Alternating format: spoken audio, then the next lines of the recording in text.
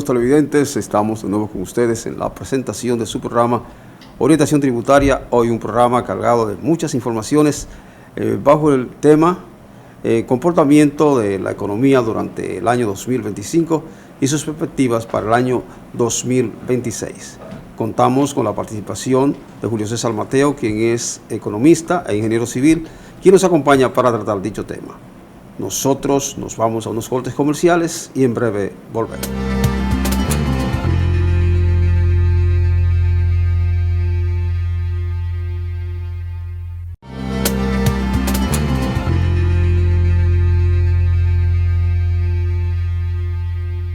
Continuamos en la presentación de su programa Orientación Tributaria con el tema Comportamiento de la economía durante el año 2025 y sus perspectivas para el año 2026, con la participación de Julio César Mateo, quien es economista e ingeniero civil. Distinguido, bienvenido a nuestro programa. Saludos para usted, Ramón, para el equipo técnico que le acompaña y por supuesto para la materia prima, que es lo más importante, el público que le sigue. Así es que estamos a su entera disposición, como siempre. Sí, el público siempre está esperando las informaciones frescas, las orientaciones, porque las personas siempre están ávidas de recibir algo nuevo, porque en el ámbito económico, jurídico, tributario, financiero, siempre hay informaciones que son pertinentes y las personas están esperando a ver lo que viene. Entonces, hay muchas personas que están interesadas en saber cuál ha sido el comportamiento de la economía durante este año, en los meses que han transcurrido. Bueno, Ramón, ya se puede hacer un análisis profundo de lo que ha sido el comportamiento económico en la República Dominicana, toda vez que ya estamos en el mes 10. Es decir, que lo que haya sucedido ya es una media ponderada que resulta ser significativa para el análisis de la economía dominicana. Al día de hoy, vamos a decir que no ha habido un comportamiento como se esperaba y como fueron las proyecciones por parte de las autoridades económicas del gobierno, toda vez que el mismo Banco Central acaba de publicar lo que es el índice mensual de actividad económica, que mide el crecimiento del Producto Interno Bruto hasta la fecha, y el acumulado ha sido de apenas 2.4. Organismos internacionales, conjuntamente con las autoridades nacionales, proyectaron un crecimiento económico cercano al 5%. Unos 4.8, otros 5.2, unos que 5, y han tenido que revisarlo no menos de 3 veces. Y están proyectando ahora en su última revisión un crecimiento de un 3%. Nosotros desde el principio entendimos que era un crecimiento muy optimista y que no íbamos a pasar del 3%, lo cual indican los números que por ahí es que vamos a andar. ¿Y por qué lo decíamos? Por una sencilla razón. Cuando tú revisas el presupuesto de ejecución para este año 2025, la inversión pública, que es la que motoriza todo lo que es el crecimiento económico, es decir, la inversión en infraestructura, era de apenas un 2.4% del PIB. Si tú multiplicas, o sea, hay estudios de ponderación econométrica que establecen que por cada punto de inversión pública, la economía te crece 1.5 o 1.7. Es decir, que si tú multiplicas 2%, que ha sido la inversión pública, la más baja en los últimos 40 años, entonces la economía te iba a crecer lo que está creciendo, que es apenas un 2.4%. Para que crezca, e incluso el 3%, que fue la última revisión, es necesario que los próximos 3 meses de que quedan de este año crezcan un 4.8%. Y ninguno se ha comportado así. Aunque en diciembre vienen algunos movimientos y demás, pero no creemos que alcance más del 2.8% la economía. Eso te dice que la economía dominicana está creciendo la mitad de su potencial. Wow, pero yo veo en los medios de comunicación que dicen otra cosa y desde, podría decirse, desde una acera vinculada al gobierno de turno,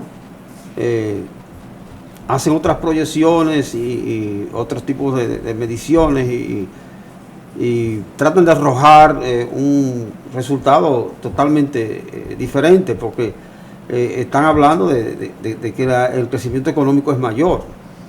La realidad es que los números son los números. Usted entra hoy a la página del Banco Central y le dice que el acumulado de crecimiento, el IMAE, índice mensual de actividad económica, ha sido de 2.4 al día de hoy. Eso es la mitad del potencial de la economía dominicana. ¿Y qué es el crecimiento potencial de la economía? Vamos a aclararlo. El crecimiento potencial es el máximo crecimiento que pueden alcanzar los bienes y servicios de manera sostenible en una economía sin que esto arroje o genere una inflación más allá de la meta establecida. Si tú has crecido la mitad del potencial, que te reitero, el potencial de la economía dominicana que ha crecido en los últimos 40 años un 5%, y tú estás creciendo hoy al 2.4%, eso es la mitad. Sí, te está diciendo que todas las actividades económicas se han reducido a la mitad, o que algunas han estado en la normalidad, pero las otras han estado muy rezagadas. Una desaceleración preocupante. El caso de la construcción, por ejemplo, que encadena tantos sectores y que representa el 15% de ese Producto Interno Bruto, pues ha tenido 7 meses consecutivos de decrecimiento. Entonces, uno lo que analiza son la variable económica día a día, de eso es que uno vive, y por consiguiente nadie te puede decir otra cosa, porque esa es la realidad al día de hoy. ¿Y qué podría explicar ese decrecimiento en el sector construcción? Muy buena pregunta, Ramón. Factores como la escalada constante en los materiales de construcción ha llevado a que un apartamento que te costaba hace 5 años 5 millones de pesos hoy cueste 8. Pero no solamente es los materiales de construcción y mano de obra que se han incrementado en alrededor de un 45%, sino que, Ramón, la tasa de interés activa ha promediado en este año un 15%. Es decir, para tú acceder a un préstamo hipotecario tienes que pagar una tasa de interés rondando una media del 14.5%. Eso es, yo hice incluso unas investigaciones, que una gente que compraba un apartamento hace 5 o 6 años y pagaba 30,000 pesos mensual, hoy tiene que pagar 56,000 pesos mensual. Entonces, obviamente, ante este incremento de precios, se reduce la demanda. Es la ecuación básica de la economía. Ahora bien, surge la pregunta. Sí. Actualmente, ¿qué sector de la población puede soportar el pago de una cuota mensual de 56,000 pesos? Si tú divides la población dominicana, como el Banco Central lo ha hecho, en 5 quintiles, es decir, 5 grupos económicamente activos, solamente el grupo 1 y 2 de ese quintil, es decir, los ricos y los clase media alta, podrían acceder a pagar 56,000 pesos. O sea, tú tienes 3 quintiles de la población que no hay posibilidad por su salario, que el salario de esa población promedio del quintil 3 al quintil 1, que es el más bajo, es un salario entre 20 y 30,000 pesos. Entonces no hay posibilidad ninguna de que esa gente acceda a comprar una vivienda, como le llamamos, de bajo costo. Ese bajo costo ahora entre comillas. Ahora, muy interesante. Estamos hablando de vivienda de bajo costo. Pero uno a veces se pone a pensar en la calidad del inmueble. Porque si el costo del metro de construcción ha aumentado, es posible, no vamos a afirmarlo.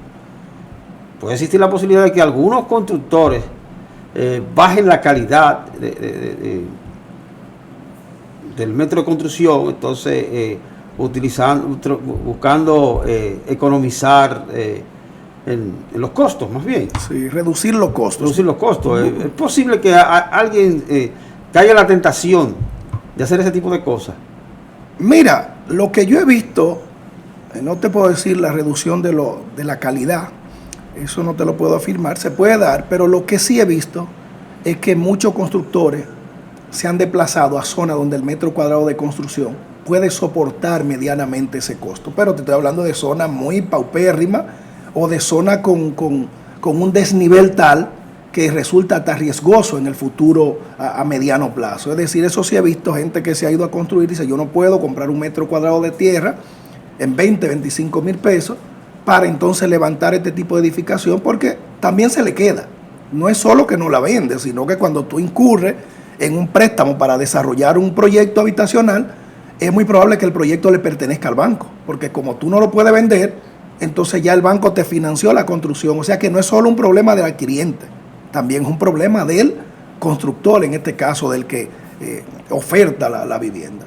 O sea que hay un problema económico que al día de hoy está ahí, el mismo crecimiento te lo está diciendo que hay una pausa, una recepción significativa. Eso también le podría generar un problema al banco, porque yo me he dado cuenta que los bancos no dan salida rápida a las propiedades con las que se quedan, porque muchas veces no aparecen los ofertantes. Es el mismo ciclo económico. Si tú pierdes una propiedad porque no la puedes vender, porque no hay demanda, el banco no es el que va a tener la demanda. Entonces, pues, además tiene un costo operativo en lo que el banco tiene esa propiedad. De manera tal que un problema de recesión económica, de decrecimiento económico, afecta a todos los sectores. Sí, afecta a todos los sectores, y por eso te digo que en los últimos 40 años el menor crecimiento económico que hemos tenido, 2.4% al día de hoy. Eso te indica que todas las actividades económicas se han reducido a la mitad. Y eso es sumamente preocupante. Ya no hay tiempo para revertir esa realidad.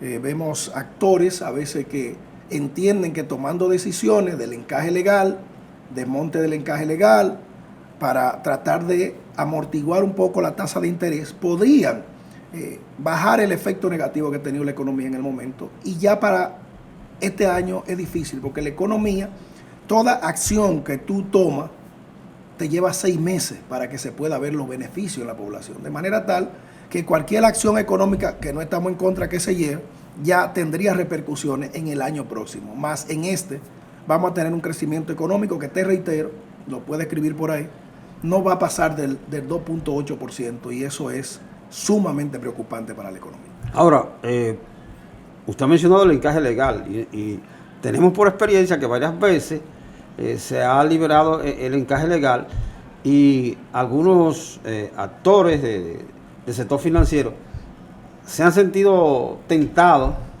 a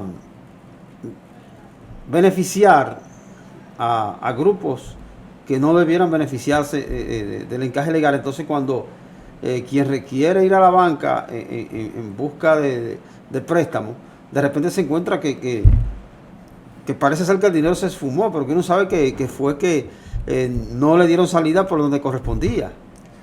Bueno, lo que pasa con eso es que la política económica debe ser fina. Tú debes tener tacto y saber cómo actúan los agentes económicos. Es decir, si yo tengo una tasa de interés de un préstamo de un 14% y mi amigo Ramón me va a prestar un dinero a un 8 o un 9%, ¿qué yo hago? Yo tomo ese dinero que Ramón me está prestando a un 8 y pago el dinero que tengo con una tasa de un 15%. Entonces, por eso, cuando tú liberas del encaje legal o tomas cualquier decisión económica, tiene que ser focalizada, e incluso mediante una resolución para establecer a qué sectores debe ir ese dinero y cuál es el monto que debe prestarse. Porque si tú lo dejas así a la libre, entonces lo más grande y lo que tienen mayores vínculos con el sector financiero hacen esa tractativa que te estoy diciendo. Toman el dinero a una tasa muy baja y pagan el dinero que tienen a una tasa muy alta. Y entonces eso no es justo en la economía. No. Entonces, eso es utilizar trampería. Claro. Entonces eso es lo que ha pasado. Por eso no se ha reflejado cuando la tasa de política monetaria toma una decisión, hay una liberalización del encaje legal, no se ha reflejado en la baja de la tasa de interés, porque el dinero no ha ido a los sectores que tiene que ir. Entonces, como la masa monetaria no ha aumentado en los sectores que debe manejarse, entonces que se queden 2 o 3 sectores, y por eso no ha habido efecto en la tasa de interés. Entonces, otra cosa, eso anquilosa la actividad económica. Definitivamente, eso es lo que tiene la actividad económica rezagada. La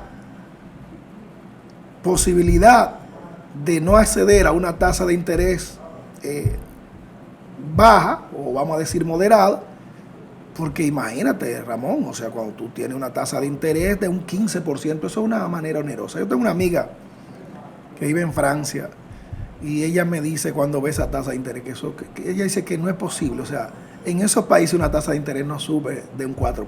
Cuando ella me dice cuando una tasa de interés en Francia llega a un 4, un 5% es un escándalo. Entonces, ¿qué tasa de interés usted cree pertinente en República Dominicana? Sí, la tasa de interés es razonable para préstamos hipotecarios y para préstamos comerciales, siempre para que la economía crezca su potencial y no desborde la inflación, ha sido entre un 10 y un 12%, más cerca del 10%. Esa es la tasa razonable de República Dominicana. Ya una tasa de un 15 o un 14.5 lo que va a hacer que deprime la economía a fines de que la gente, no hay demanda porque la gente no accede. El dinero es una mercancía y como el dinero es una mercancía, el costo del dinero define la economía. Decía el economista Milton Friedman que el problema monetario básicamente el problema de inflación es un problema de teoría monetaria. El problema de demanda es un problema monetario. Es decir, tú manejas con la política monetaria esas variables, pero no ha dado resultado porque realmente ha estado muy alta la tasa de interés. Ahora, ¿considera usted que una tasa a partir del 10, aunque sea un 12, aún esa tasa resulta muy alta? Es muy alta, pero la economía dominicana ha logrado crecer un 5%, un 4.5% con una tasa entre un 10 y un 12. Porque ya el dominicano se ha acostumbrado a esa tasa, ¿me entiendes? Y hace su planificación en base a esa tasa. Ahora bien, ¿cuál sería la tasa ideal? La tasa ideal para que haya un retorno y haya un equilibrio general en la economía sería de un 8. Un 8%, que es, recuerda que hay una tasa activa y una tasa pasiva, porque entonces cuando tú llevas tu dinero al banco, normalmente debe haber una diferencia no más de 4 puntos. Es decir, que el banco te tome el dinero a una tasa de un 4 a un 5 y lo preste a una tasa de un 8 a un 9. Sin embargo, en República Dominicana hay una distorsionalidad muy amplia y es que te toman el dinero ahora mismo una tasa no más de un 6 a un 7, pero te la prestan a un 15. Entonces, esa es una variable que hay que considerar. Y eso nada más se logra teniendo una apertura desde el punto de vista del gobierno con la tasa de política monetaria, pero que no vaya a sectores como hablamos ahorita, sino que vaya focalizado a sectores de productividad en la República Dominicana. Entonces, quienes diseñan la política monetaria deben tomar en cuenta eso. He visto con preocupación como en los últimos 2 años la tasa de interés no ha habido forma de que baje de un 14.5%. Y eso, te reitero, se demuestra en el crecimiento económico, que es la mitad en este año de su potencial y el más bajo en los últimos 30 años de la República Dominicana. Ahora, nosotros nos preguntamos si eso obedece a determinadas variables o es que no ha habido el interés de las autoridades monetarias de establecer una tasa equilibrada. Mira, el interés para que la economía crezca, yo creo que debe estar en todos los sectores. Lo que pasa es que en política económica hay que tomar los correctivos a tiempo. Entonces, cuando tú no tomas las decisiones acertadas en el momento oportuno, te llega esto. Tú dices, wow, pero la economía se me ha ralentizado de una manera preocupante, lo cual le crea una situación de impopularidad al gobierno, incluso de ingobernabilidad en un momento determinado. Pero cuando el gobierno quiere tomar son decisiones reactivas. Y en la política económica y monetaria las decisiones deben ser proactivas, no reactivas.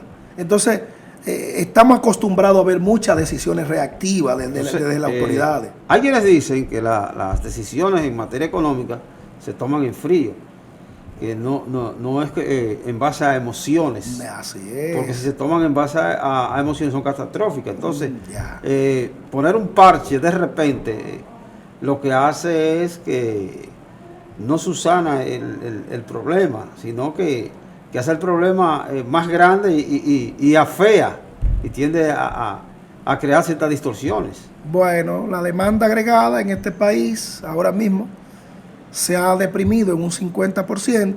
¿Y a qué obedece todo eso? A que se han tomado decisiones reactivas a partir de que, bueno, voy a liberar, voy a hacer esto, voy a hacer aquello, pero ya en el momento oportuno, cuando había que pensar en frío, tú no tenías un equipo pensando y ejecutando políticas económicas y políticas monetarias acertadas, entonces te llega la situación. Y hoy no estamos en una buena condición económica, definitivamente. Los números están ahí. Entonces, hay otra cosa. Lamentablemente, hay actores en el ámbito económico y funcionarios gubernamentales que cada quien por su lado vive diciendo una cosa, el otro dice otra y no se ponen de acuerdo. Entonces, cuando la persona autorizada habla, viene otro que en realidad no es la persona autorizada y lo desautoriza y uno termina diciendo ¿a quién le creo? ¿Cuál es la realidad? Lo que más debe estar afinado, estilo una orquesta filarmónica, es el equipo económico de un gobierno. Si el equipo económico de un gobierno, es decir, Banco Central, lo que es Ministerio de Hacienda, lo que es Economía y Planificación, no andan alineados, todo en la misma dirección, las decisiones que tomen tendrán resultados catastróficos para la economía. Eso que te estoy diciendo de un crecimiento de 2.4% al día de hoy, Ramón, eso es preocupante, eso es casi una catástrofe económica. Eso te está diciendo, Ramón, que la demanda de bienes y servicios en la economía se ha reducido a su mitad. Y por eso, mira, la economía es muy sabia.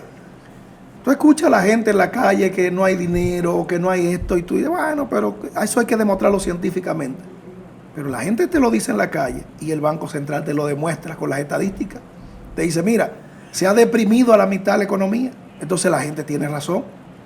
Tiene razón, porque los números te están diciendo que la gente tiene razón. El dominicano común lo dice a su manera, dice no hay un peso en la calle, esto está que no lo aguanta nadie, usa su lenguaje. Sí, sí. Pero, un lenguaje coloquial en este caso. Pero científicamente los economistas, cuando analizamos los números al día de hoy, y no al día de hoy, yo hice mis proyecciones de un artículo que escribí, que no había forma de que la economía creciera lo que estaban diciendo las autoridades con una inversión pública del 2.2%. No hay forma, Ramón. Por eso que te digo, son las decisiones económicas. Me dan la razón cuando ahora en el nuevo presupuesto que se envió al Congreso, ahora en octubre, que es lo reglamentario en cada año, el ministro de la Presidencia dice que están aumentando la inversión pública en 40.000 millones de pesos para llevarlo a un 2.5%. Lo está diciendo el ministro de la Presidencia, es decir, para nosotros poder el año que viene amortiguar esta situación que tenemos que invertir 40.000 millones de pesos más. Es decir, y llevarla a un 2.5%. Me están diciendo que hubo 40.000 millones que no invirtieron en este año que está transcurriendo y por eso tenemos la situación que tenemos ahora. Ahora bien, ahí hay que subsanar y colocar los parches y arreglar algunas cosas. Esas proyecciones de inversión, ¿de dónde el Estado va a tomar ese dinero que va a invertir?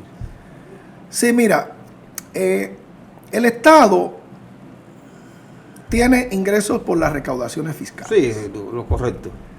Y las recaudaciones fiscales en República Dominicana tienen un déficit con relación al presupuesto de lo que es un 3.5%. Eso es estructural. Y ese déficit es lo que se llama préstamo. El Estado va a la banca internacional y con eso complementa el presupuesto. Sí, está interesante, interesantísimo. Nosotros vamos a continuar en el próximo segmento. Los amigos televidentes están esperando esa información que es de vital importancia. Nosotros debemos cumplir con unos compromisos comerciales y en breve volvemos.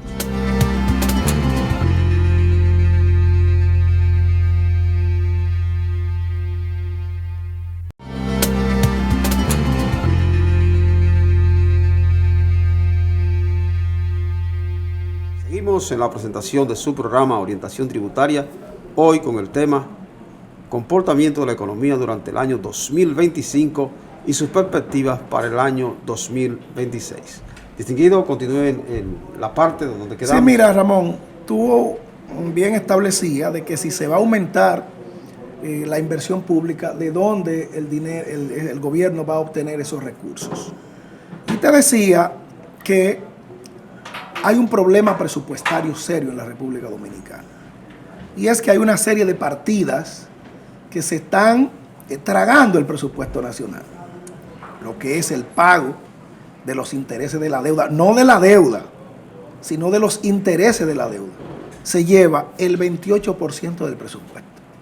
Educación, con el 4% del PIB, que mucha gente confunde, es el 4% del PIB, pero eso se convierte en un 16% de lo que es el presupuesto nacional.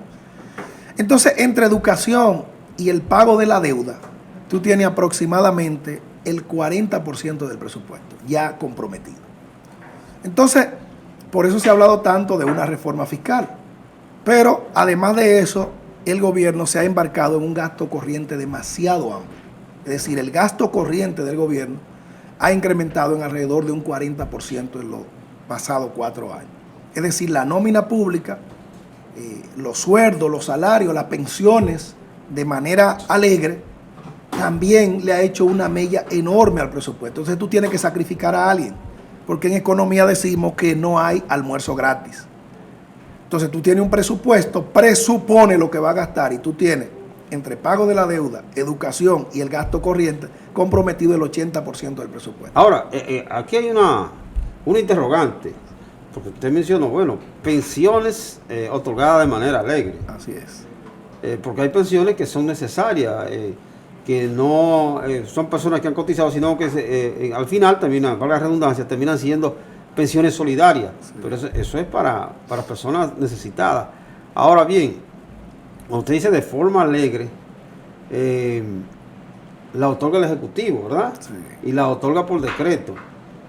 Ahora, algunos hacen la pregunta, en el espacio y en el tiempo, ¿esas pensiones por decreto se podrán mantener? Mira, ese es un enfoque más jurídico que económico. Ahora, económicamente no se puede sostener un Estado así. Es decir, yo creo en el Estado social y democrático de derecho, pero un Estado focalizado. ¿Quién necesita la ayuda?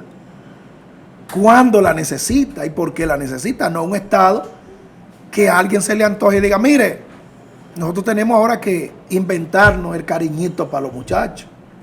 El bonolú, el bono madre, el bono todo. Y cuando viene a ver, o sea, ¿de dónde sale ese dinero? Ese dinero sale de todos los contribuyentes. Claro, yo lo digo en el sentido sí.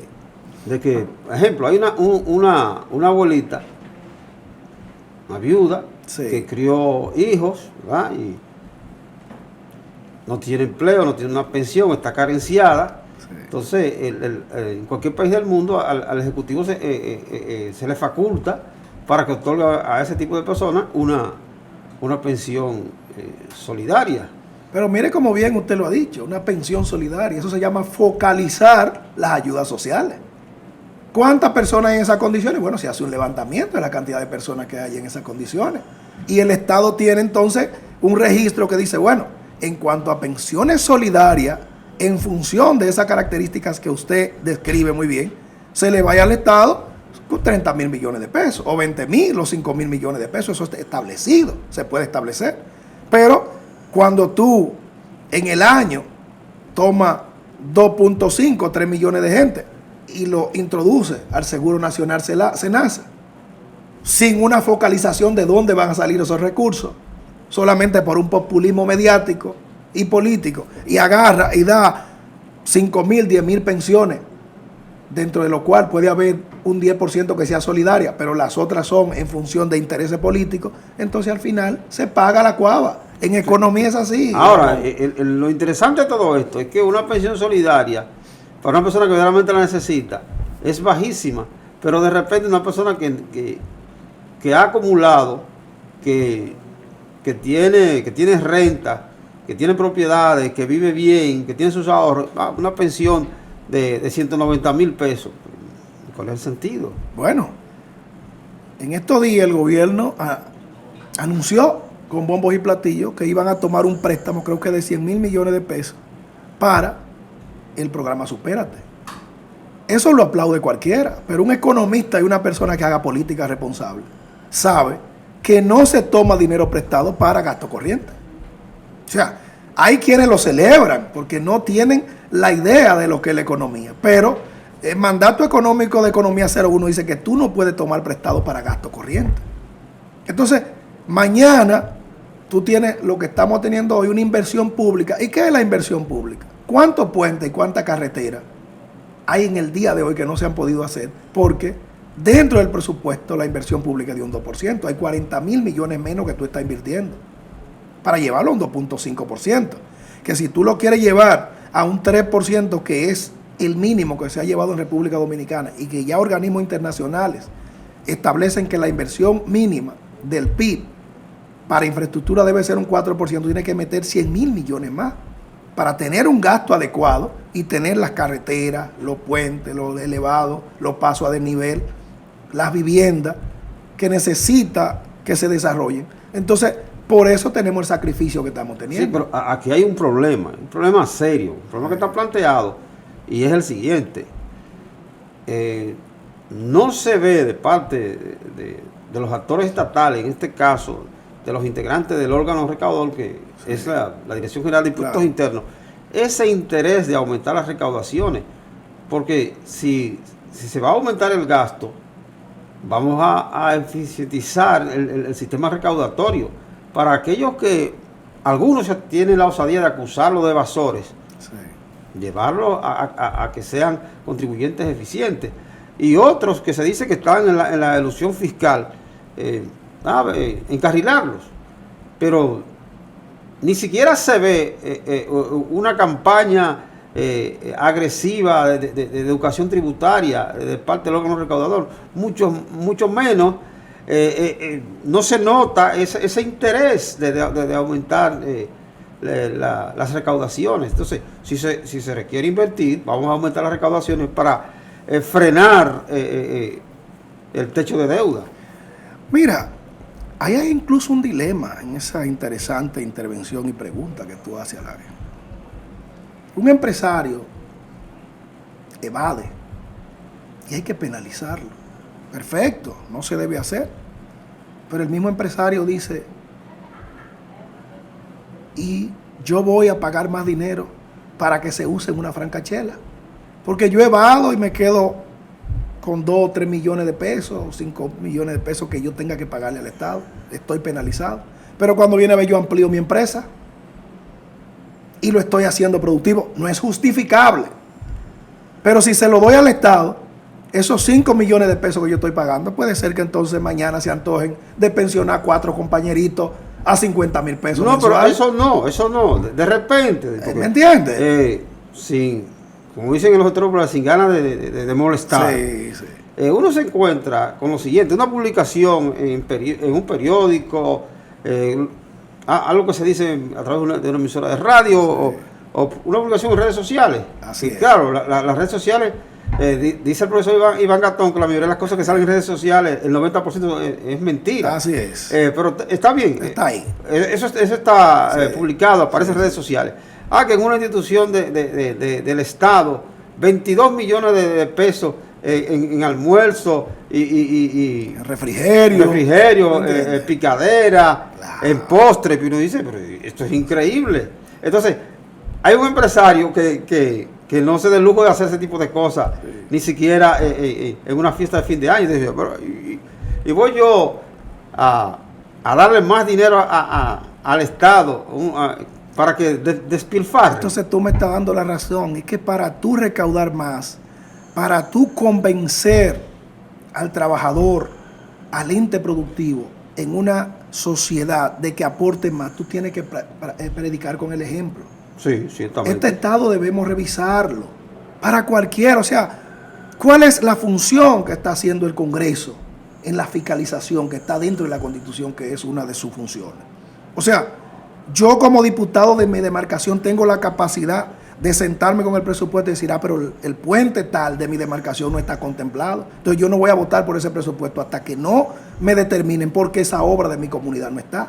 Entonces tenemos un Congreso deficiente. Tenemos un Estado que le falta eficiencia, para usar un concepto diferente. Entonces, el que está allí produciendo, dice, mi única salvación es evadir para Sí, yo ampliar mi hay empresa. Y no es justificable, Ramón, No, bajo ningún concepto. Yo lo que te estoy es haciendo un preámbulo, un análisis de cómo piensa el ente productivo. Sí, pues no estamos justificando al empresario que hace ese tipo de cosas, pero hay una realidad.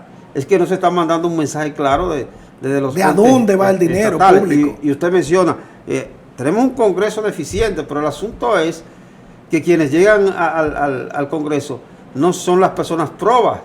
Llega al Congreso quien invierte y no se pregunta dónde viene el dinero. Entonces otra cosa, es lo mismo que hasta una simple regiduría, el que no tiene dinero no llega. Entonces solamente llega a ocupar una curul en el Congreso quien esté en capacidad de invertir una suma cuantiosa.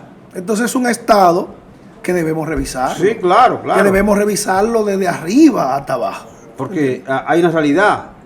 La mayoría de nuestros congresistas no son hombres honorables. Y más bien no tienen formación de ninguna índole. Es otro capítulo. No hay formación. Entonces, ¿qué tú vas a defender desde tu rol de fiscalizador si tú no puedes sentarte con un presupuesto y tener una idea de lo que es un presupuesto? Pero también hay una cuestión, porque está bien, el legislador no tiene formación. Bueno, pero si el legislador no tiene formación, es lo que tiene que, como maneja presupuesto, asesorarse. Buscar economistas, técnicos, contadores, técnicos de diferentes áreas. Y miren, vengan a trabajar conmigo, ustedes me asesoran. Y aquí usted tiene su Pero él no lo necesita porque él, el año que viene, se va a postular, va a buscar 10 millones de pesos de la manera que sabemos y va a ganar fácil. Entonces también la sociedad que ha sido llevada a una situación de anomia, que no piensa, que no actúa, tiene que revisarse. Que hay otro elemento, que no tenemos veeduría social. No tenemos. Entonces, algunas instituciones que se... no obstante, hay un organismo para eso. Sí, pero lo siguiente, algunas entidades que se han definido como entidades de la sociedad civil, entre comillas, porque sabemos que es una sociedad civil, porque eso tiene otra connotación. Así es. Han hecho supuesta veeduría, pero detrás de esa veeduría, al final muchos se han beneficiado de fondos nacionales e internacionales, y muchos que han estado observando, y en vez de ser veedores, lo que han terminado siendo funcionarios. El que paga manda. Entonces así no puede ser. El que paga manda. Entonces son organizaciones no gubernamentales que reciben fondos públicos, y entonces en un momento dado yo la neutralizo nombrando a alguien, el cabeza de esa institución. Entonces el Estado, el político tiene sus estrategias, pero tiene que jugar su rol la sociedad civil. La auténtica sociedad civil, porque sí, aquí que hablamos de la auténtica sociedad civil, porque todo lo que no es sociedad política es sociedad civil. Claro, entonces no es una organización de corte privado que va a venir que si nosotros somos la sociedad civil, eso es una mentira. No, eso es mentira. Entonces tiene que jugar su rol la sociedad civil organizada, pero una sociedad civil que no tenga vínculo ni con el empresariado ni con el Estado. Porque es importante la sociedad civil. Sí, pero que es la cuestión, inmediatamente tiene vínculo con el empresario, con el Estado, es parte de la sociedad política. Es lo que te digo. Por eso esa sociedad civil debe ser diferente. Tiene que haber una veeduría social, y esa veeduría social está también en el Congreso, a partir de que el legislador entienda que es un representante de la sociedad. No que yo llegue al Congreso y que entienda que yo soy un funcionario más o un muchacho demandado del Poder Ejecutivo. Por eso es un poder independiente, y eso hay que conocerlo. Entonces aquí todos debemos jugar nuestro rol. Yo vengo a tu programa y voy a otro programa. Es en función de jugar un rol social. Correcto. Sí. Yo estoy en las aulas universitarias impartiendo docencia, es jugando un rol social. Y le digo a mis estudiantes, ustedes no pueden ser apáticos ante lo que está pasando en la sociedad dominicana. Pero no ahora, es que nunca se puede ser apático, porque uno es un ente en la sociedad activo. Entonces cada uno tiene que jugar su rol. Yo no hago un rol solamente de que opositor, no, nada de eso. Yo hago un rol, esos datos que te estoy diciendo, es a partir de que estoy constantemente viendo lo que hay que hacer por la República Dominicana. Ahora bien, fíjese, es que hay otro elemento. La juventud está anquilosada en determinados programas y cuestiones en redes y demás, y hay una serie de entretenimientos, unos caramelitos, y en vez de entender lo que corresponde, se mantienen ahí anonadados y entorpecidos, lamentablemente. Nosotros debemos cumplir con unos compromisos comerciales. Perfecto. después de los compromisos comerciales tenemos otro segmento para continuar con nuestro tema. Amigos televidentes, nos vamos a unos cortes comerciales y en breve volvemos.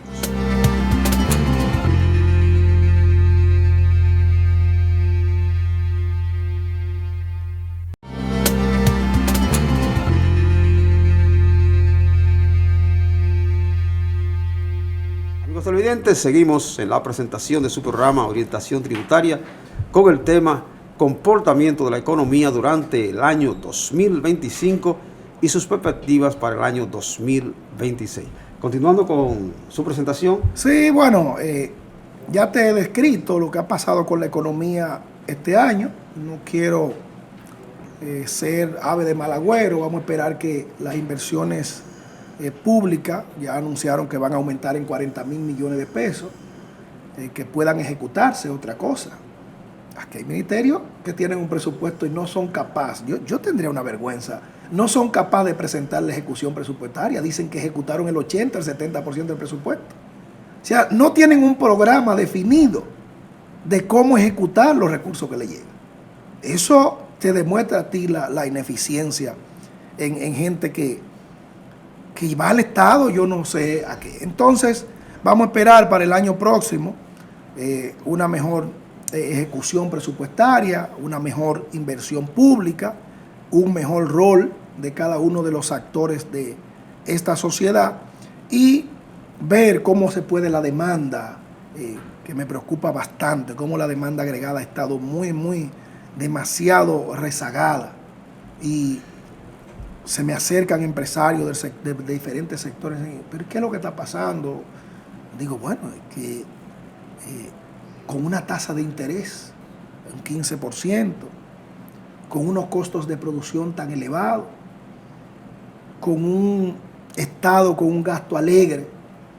Entonces, ahí es donde tú te quedaste ahorita diciendo, bueno, es que la gente no quiere actuar, la juventud. Da vergüenza cuando uno le dice a la juventud que actúe, no quiere. No ve posibilidad en el político que tiene de frente en solucionar los problemas de la República Dominicana. Y eso es peligroso. Eso es lo que ha acarreado en América Latina los llamados outsiders. Los que vienen de ciertos sectores que no tienen idea de lo que es la política y la gente se hastía de los políticos tradicionales y monta a una gente de esa en el poder. Porque es que no hay un compromiso de la juventud, de los actores, ya están hastiados de lo político. Te lo digo que es una manera vergonzosa. E incluso, como la gente te dice, usted es un hombre muy serio, usted es un hombre muy formado, no participe de la política. O sea, la gente te ve con cierta vergüenza. Yo estoy en algunos grupos profesionales y de amigos y la gente no quiere saber de política. Y uno trata de convencerlo, pero es que el político es el que va a dirigir el Estado. Vamos a elegir lo mejor y tú tienes que durar una cátedra para traerlo al razonamiento de que, bueno, sí, vamos a ver qué hacemos. El problema es que no eligen lo mejor, porque ya estamos viendo en diferentes países de América personas que no saben un pepino de la administración de la cosa pública, están disque dirigiendo. Bueno, por ahí vimos uno que hasta estaba con unos tipos que parecen metálicos en un dichoso disque concierto, porque eso no era música lo que había ahí. Puedes ver. Y eso recuerda a algunos les trajo a memoria la época de Adalá Bucarán. Adalá Bucarán en Perú. Sí.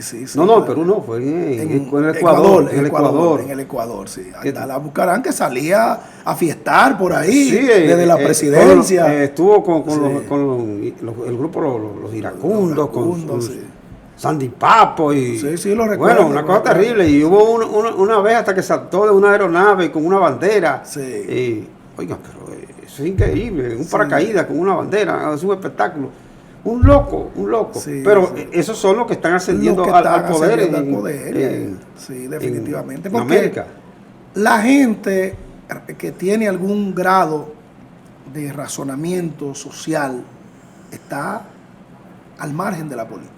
Y eso es peligroso, muy peligroso. Y eso es peligroso. De hecho, yo pienso en lo adelante, tratar de convencer a la gente, involucrar un grupo de gente que van a los medios y demás, para que la gente entienda la necesidad de que participe. Aunque sea poquito a poquito, que la gente participe. Yo estoy en el colegio de ingenieros yo participo. Yo estoy en el colegio de economistas, yo participo. Yo en la junta de vecinos de mi urbanización, yo participo.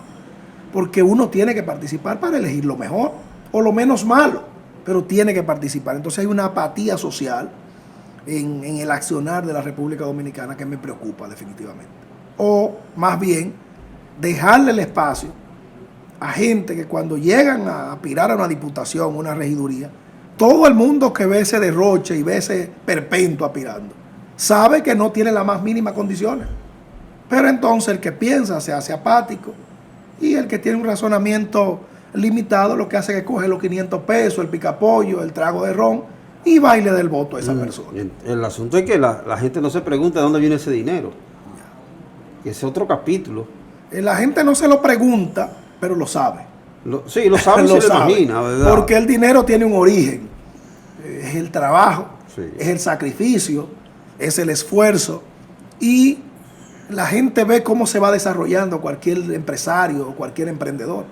Entonces, la gente tiene una idea de dónde viene ese dinero. Sí, porque uno dice, fulano de tal, que es un empresario tradicional, no tira su dinero para arriba. Entonces, ¿por qué te lo tira? De ninguna manera, de ninguna. ¿Y por qué tú quieres llegar al Congreso gastando 10 millones de pesos cuando tú sumas todo lo que se consigue en el Congreso, lo que tú puedes ganar honradamente, y no llega a una tercera parte de eso? Sí. Entonces, cuando allí llegue un proyecto de ley que al empresario le interesa que pase de la manera que a él le interesa, entonces él va a llamar a esos congresistas. Y ese congresista tiene una forma de nada más firmar, porque eso es lo que sabe. Y entonces puede ser que en el Congreso él consiga 2 o 3 veces lo que él invirtió en la política, porque para ellos es una inversión. Entonces definitivamente tenemos todo que jugar nuestro rol. No, y otro peligro, porque alguien puede darle dinero que no lo quiere invertir de manera visible. De manera lícita. De manera lícita y visible. Entonces, tenga ese dinero y páselo por ahí. Por eso siento esa gran admiración por ti y por este programa, porque ustedes están llevando orientación a la población dominicana. Traen diversos técnicos, diversos profesionales y le preguntan sobre el país, hacen un debate interesante cada fin de semana sobre lo que es la República Dominicana. Estaremos siempre a tu disposición a esos fines y tratar de seguir echando el pleito aquí en República Dominicana, porque aquí es que estamos, no queda de otra. Sí, aquí hay que echar el pleito porque no se puede tirar la toalla. Esta es nuestra sociedad y somos parte de ella y tenemos que introducir los cambios. Claro. Todo lo bueno que pueda haber a futuro, nosotros tenemos que ser protagonistas en el proceso. Definitivamente. Ciertamente, agradeciéndole su participación, lamentando que Cronos, como dicen los griegos, ellos hablan de un dios del tiempo, aunque nosotros no creemos en la mitología, pero hablan de un dios del tiempo. Entonces, siempre se ha dicho que es un dictador y eso provoca que uno tenga a veces que limitarse, además que el tiempo en televisión es limitado. La invitación queda abierta para una próxima participación. Mantenemos el contacto y en cualquier momento les giramos otra invitación para que participe con nosotros. Agradeciéndote como siempre y te reitero a tu entera disposición y para tu público y para ti. Encantado. Okay, gracias. Amigos televidentes, hemos llegado a la parte final de su programa Orientación Tributaria, agradeciéndole su sintonía. Pásenla bien. Será pues hasta la próxima.